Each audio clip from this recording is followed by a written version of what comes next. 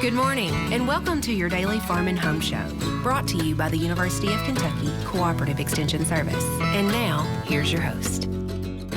Good morning and welcome to your Farm and Home Show. My name is Joanna, and this morning we're visiting with Andrea Stith. She's the Barren County Extension Agent for Horticulture. Good morning, Andrea. Good morning, Joanna. Thank you for having me. Well, I'm glad you're here today because you're going to talk about something that I think is so important, and that's gardening with your kids. Yes, and this is one I'm very passionate about.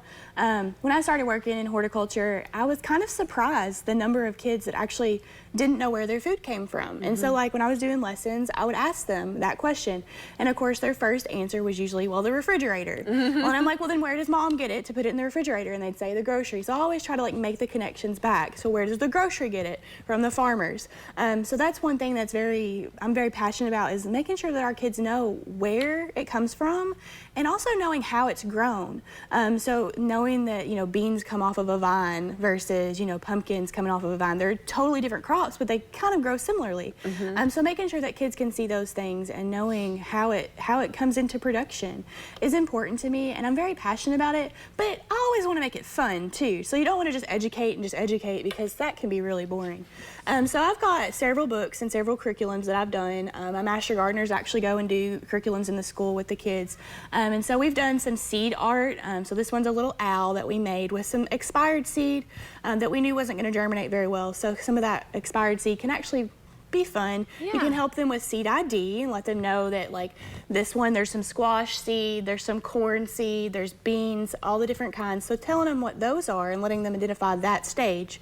And then moving on, we have done germination tests, we have done seed art, we've done some painting things with butterflies, talking about pollinators. We've done all kinds of different activities, but trying to make it fun, but also adding in those education components as we go. So the Boys and Girls Club is one that we've partnered with. Libraries are great to partner with. If you want to take your kids, just check and see if they've got any gardening activities going on, or you can always start one at home. And then several of our schools in Barren County have actually put in greenhouses, and they've got raised beds and things, and so the teachers are buying in and helping us with this as well. Well, it can so promote their science curriculum as well, because I mean, photosynthesis and what a plant needs, you know, to be able to grow properly. There's all kinds. And they can do experiments. They can test, you know, does the seed germinate better in the sun? Does it need darkness? Does it need moisture? They can do all kinds of different science experiments with it. They can use different soil to start plants and see which one does better. They can fertilize differently. So there's all kinds of experiments that can be done with it in science. And math as well. So spacing your plants out, that's something that I always try to make sure the kids make sure that they leave enough room for it to grow as big as it's going to get. So that's fun. And my niece and nephew, I love gardening with them. So we've also talked a little bit about safety.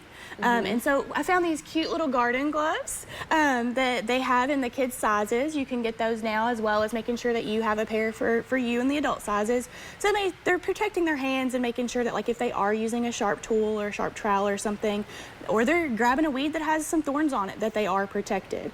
So there are different tools and options out there that are kids size, and they've even got some that have like the cutest little characters on them. So you can really get into it if you really go that far. But you know, it makes it kind of fun for them to be able to garden. Yeah, it gives them something, and they look forward to it, because then it's like a reward for them to get that new tool or to get those new gloves to go out with you in the garden. And also, getting kids outside nowadays is hard, and this is a great way to do it. And you're also going to be growing food that they can help you cook at home too, so then you're going to be teaching them more skills later. Yeah, and I think it's so fun because when my kids are involved with the production process of something, they're more likely they're going to try it. Yeah, they're going to try it. So sweet peas, I have a really good story about this. There's a little girl that I was working with in gardening. She'd never tried sweet peas before, didn't know you could just pull them off and just eat them off the vine. She loved them. The first time she tried them, we grew them. She took a bag around and made every kid in the little club that we had try them. And so that was also another way that the kids, if they like it and they tell their friends that they like it, then they're getting more kids to eat it as well. So that's great options. Yeah, and so when they grow, and I think they learn so much,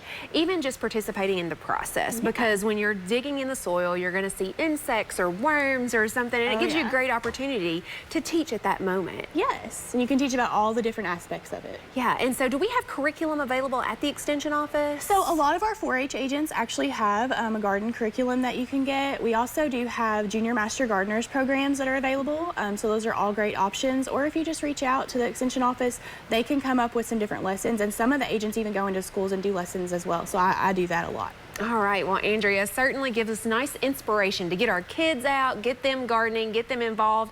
And if you don't have space for a garden, maybe take them to the farmer's market, let them pick out a new vegetable. There's all kinds of ways to get kids involved in gardening. But if you have any questions, make sure to contact your local extension office. Thanks for watching and have a great day. If you have questions about today's topic, please call the Barren County Extension Office at the number on your screen. Thanks for watching and have a great day.